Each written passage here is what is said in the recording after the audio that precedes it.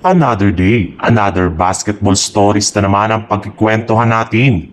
At ngayon nga ang pag-uusapan natin sa balitang balak na nga daw ng Minnesota Timberwolves na itabla sa 2-2 ang kanilang serye laban sa Oklahoma City Thunder.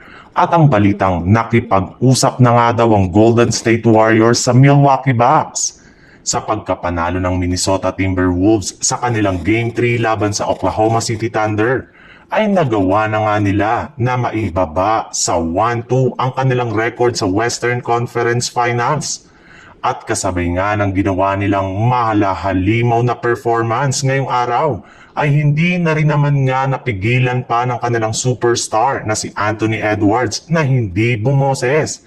In fact, ayon nga sa naging pahayag nito sa kanyang post-game interview sa media, patikim pa lang naman nga daw po ang ipinakita nilang laro at ang pagtambak nila sa Oklahoma City Thunder.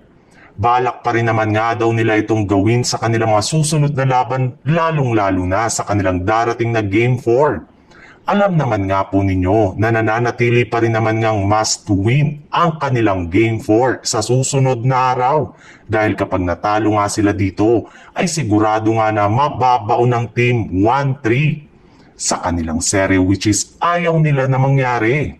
Kaya upang maiwasan nila yan, ay mas magiging agresibo pa nga po sila sa kanilang opensa. Kaya upang maiwasan nila yan, ay mas magiging agresibo pa nga po sila sa kanilang opensa at maging sa pagpapahinto kay Shai Gilgeous-Alexander.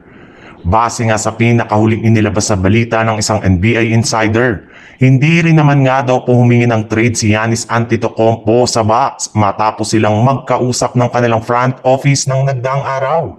Kaya mukhang malaki ang posibilidad na manatili ito sa kanilang lineup hanggang next season.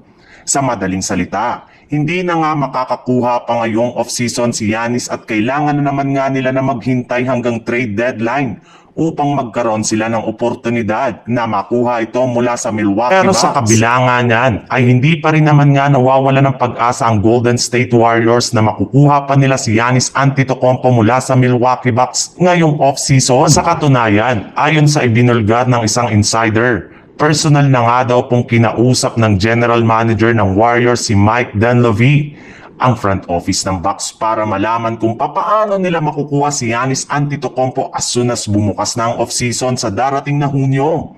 Kaya asahan na nga po ninyo na magiging agresibo pa sila sa pakikipag-usap sa Bucks sa mga susunod na araw.